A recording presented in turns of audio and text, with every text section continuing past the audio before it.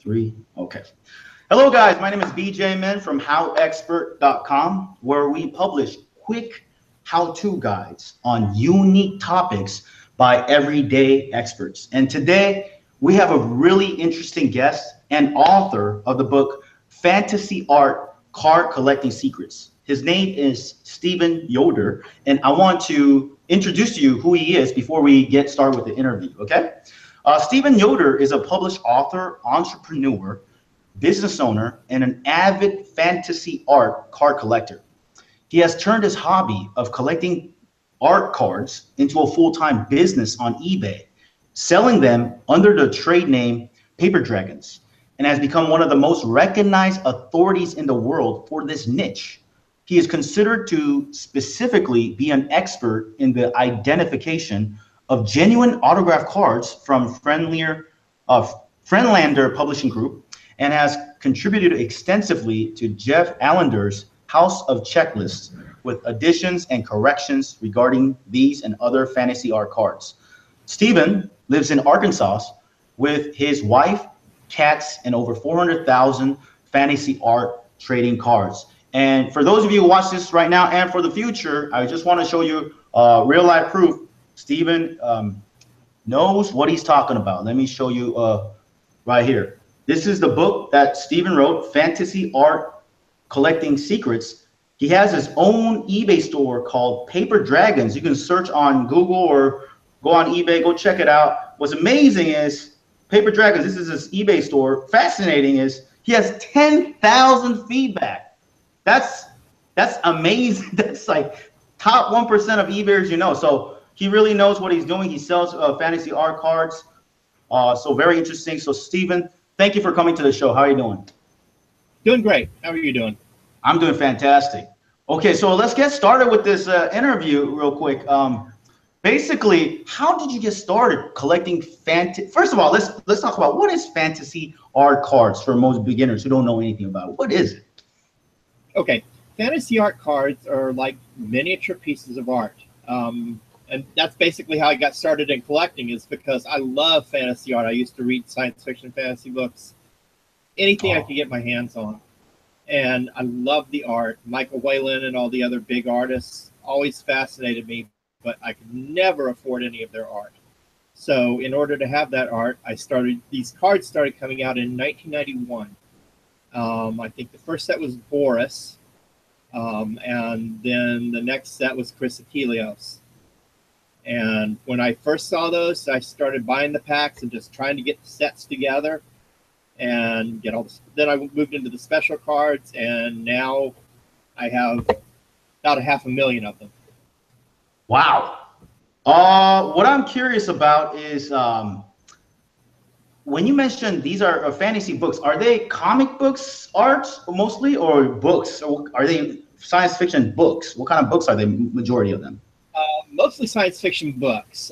Some of them were comic book covers, but most of the artists that I deal in are fantasy. Now, there are a lot of comic book card sets, but I deal in a very limited number of those. Basically just the ones that I consider to be high art rather than comic art. The way it's done is different. An example would be Joe Jusko, who primarily does covers, but not interior art. So it'd be more like what you see on the cover of a comic book than the interior. So this is a very unique niche, hobby, very interesting. How did you get started collecting fantasy cards? You say it started in the 90s. How did you get started? I saw some in a comic book store, and I bought them, bought a few packs. A couple years later, I opened my own bookstore. And then I shared a business with a comic and game store. So I had one half of the store, they had the other half. And a dealer came in and he had these boxes of cards. And they didn't want to carry them. I wanted to have them because I just wanted the fantasy art for myself. So when I get my set, I'd have a lot of extras left over.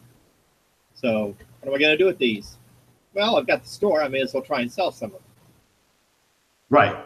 So are these kind of like baseball cards, basketball cards, except they're focused on artwork for science fiction books? Exactly. That's exactly what they are. Most of the sets are the exact same size as baseball cards. Fascinating. And this whole thing started back in what year? 1991. Wow, fairly new still. Yep. Compared to baseball cards, you know? We started at about the same time. Comic Images in New Jersey and Friedlander Publishing in Pittsburgh, Pennsylvania. Yeah, you mentioned that earlier, right? One of the I mentioned that earlier. Friendlier Publishing. Yep.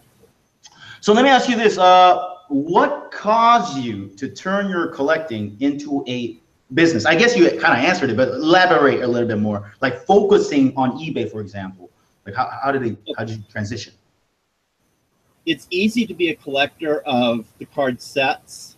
You could get the whole set in as little as 10 packs of cards. Is to get the chase cards, the little special insert cards, foil stamped, or they'll have a fancy background, or if you're really hardcore, the autograph cards. Those are hard to get because autograph cards are about one per case of cards, so that's one every 12 boxes. So when you're looking for those autograph cards like I did, you have a lot of extra cards, a lot of extra sets, a lot of extra chase cards. So clutter. Getting rid of the extra clutter is what started it. So, let me ask you this about this. Oh, hey, there's this new thing called eBay. So I started selling them on eBay, and it just grew and grew and grew from there. Okay, so you have tons of items on eBay. For the beginner who's also interested in maybe doing what you do, just getting started or whatnot, like what kind of cards, what advice do you have for them? Because there's thousands of cards. Like, how do you know what to sell and what not to sell? Like what to focus on? Pick an artist that you already like. You know, a lot of people will like Frank Frazetta, and then they'll fall into the people who were Frazetta's students. Ken Kelly, Jeffrey Jones, his contemporaries, all from the early 70s, late 60s, early 70s, is a good place to start. Or if you like, you know, Boris, then Boris and Julie Bell and other artists of similar styles. Just go with what you already like, and then decide whether to expand out from there. Let's go into the book that you wrote, Fantasy Art Card Collecting Secrets. Can you summarize what's inside the book for the potential readers and viewers out there in a nutshell? All right. The book is a good starting point because it tells you about the cards and different ways that you can collect, like we were just talking about, with, you know, picking an artist that you like and expanding out from there. Something that I also included in the book that I've never seen done anywhere else is a checklist of all the fantasy art cards up to until Friedlander went out of business. And Comic Images basically stopped publishing fantasy cards. And so those were the two major ones. The ones that have come later, I don't really care for too much because there's more of a focus on getting that sketch card, and there's only one. So everybody's trying to chase down this individual thing, and that kind of takes the joy out of collecting. So I focused on the two major companies and a couple other companies that dove in a little bit, but not too much in the book. And as I said, there's a checklist going all the way up to whether the sets have the autograph card in there. So the basic set, the set size, the year it came out, what chase cards were included, whether it's just the basic chase set, had subsets, medallions, sketch cards, autograph cards. Everything's in there for the collector. How is the overall industry? How has it gone? Like since 1991, back in the days, for people who are into this hobby, has it gone up or is it going down? Is it about the same, from your opinion? Well, eBay has definitely changed all kinds of collecting. In some ways, it's made it harder. In other ways, it's made it easier. I would say that people that collect this kind of cards are pretty steady. eBay has increased the availability, decreased the value of some things, while increasing the value of the very, very rare things because of the worldwide market that it creates. So, for example, an autograph card that was limited to 250 in the set run, you have the entire worldwide market competing for that 1 in 250. A good example is the first set from Friedlander that it was limited to 250, the autograph card. That one goes for anywhere from $300 to $500 on eBay, depending on who's bidding. Right. So Wow. I managed to get mine from a pack just last year after 16 years of looking for it. Let me ask you this. I don't have to admit. If someone's just getting into this hobby, you say focus on your preferred artist first, right? Yes. But people also want to make money too, like baseball cards. They want to buy it now and sell it later, right? Yes. Yeah. So like, what's your advice for people, the average Joe, who may not have a business, but hey, he's into this, and I want to make a little $100 here and there. Like, what's your best advice for them, without spending like all their money? If you want to start making a little money in it, buy boxes. Boxes. Buy boxes, open them, because then you'll get the extra sets and the chase cards. If you want to collect the chase cards, then you have a shot at the chase cards. What is a chase card, by the way? That's where you can make your money back. Pardon? What is a chase card, by the way, in a set? A chase card is a special insert card. A lot of times it'll have a special finish, and they are limited to 1 to 3 per box. So a box will yield 3 or 4 full sets, right, but then it'll also yield 1 to 3 chase cards. Let me see if I've got one that will show up well here.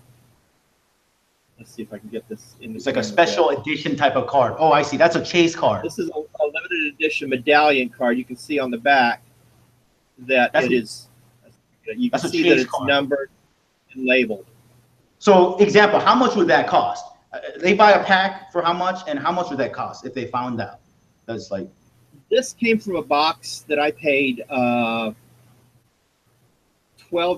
for. Okay. Box. Plus shipping. Okay. And this card by itself will sell for $15. Wow. Okay. So basically, everything else in the box is then profit. Yes. This particular card was limited to 2 per case, so that's why it's a little bit higher than regular. So 1 every 6 boxes. Very interesting. Very interesting. Can you also re-mention the most popular companies that you recommend the beginner to buy? Because there's probably a lot of companies out there. Yeah, especially now the boxes from the newer companies are very expensive because everybody wants that sketch card that I mentioned. Yes. But I would start with boxes from Comic Images, out of New Jersey, and Friedlander Publishing Group out of Pittsburgh, Pennsylvania. Okay. And where can you buy? Where can many people buy these boxes? A lot of times you can find them in comic stores that have been around for a while, because this is older stuff. You might get a really good deal on it too. Yeah. You can find them on eBay, but again, buying a box is more for an investor than a collector. A collector would probably spend less money, including if they want the autograph cards, just by buying the individual cards. Right. Because, by the time you buy up to 12 boxes of the cards just to get the autograph card, you spent more than just buying all the cards. Is autograph cards considered like the best of the best type of card? Like it's like the home run, the ultimate goal? Pardon? Is the autograph cards like the ultimate card? What's like the #1 type of card that they should be striving for? People should be striving for. Primarily, from the sets that I sell, it would be the autograph cards. Autograph. Because most of those sets don't have sketch cards. I think 3 or 4 of the sets. Okay. Sketch cards are a newer thing, starting around 2000 is when they started getting popular. Now you sell unique. What kind of cards do you sell on eBay? Primarily, I sell sets and the basic chase cards, mostly because the other stuff is harder to get a hold of. I get my inventory the same way as I'm recommending. I buy boxes and I cross my fingers and hope that I get something like this card. Yeah.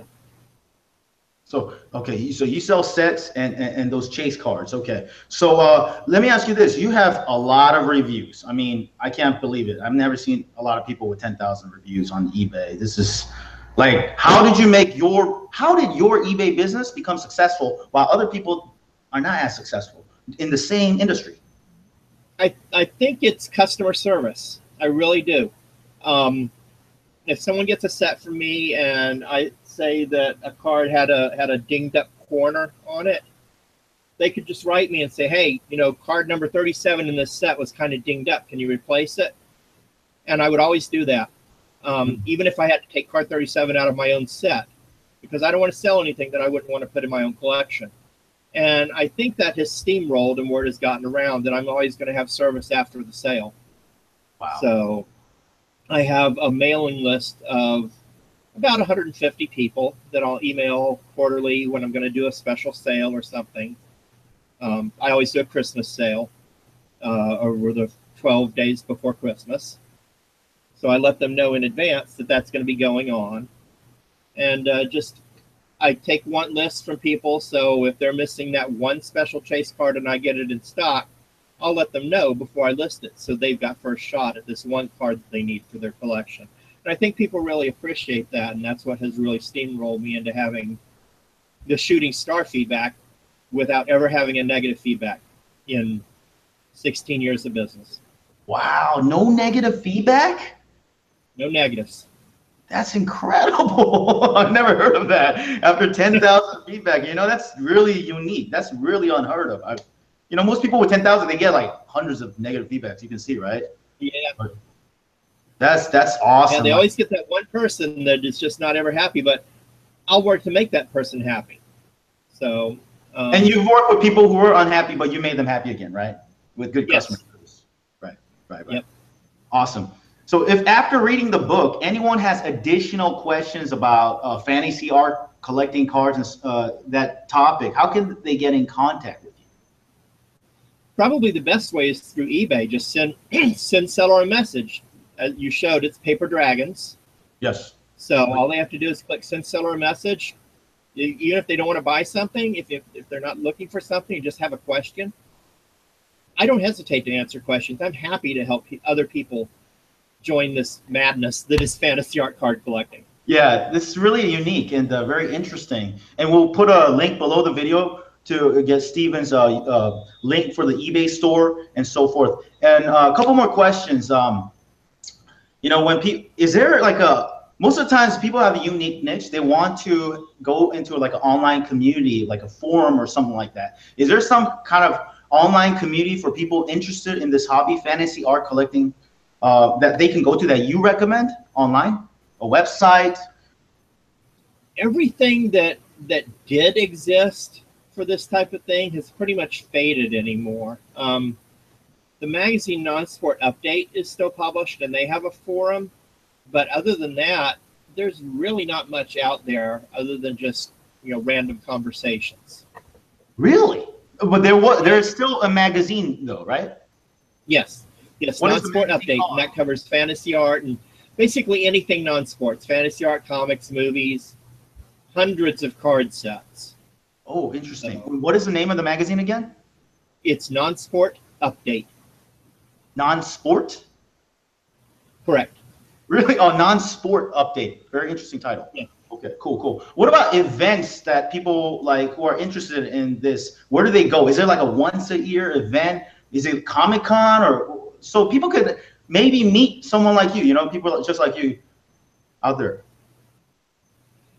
Yes, the major card companies that are still in business go to San Diego Comic-Con. Okay. Some of them go to the Philadelphia Comic and Card Convention and the New York Comic Con. But San Diego is going to be the biggie where everybody's going to be at.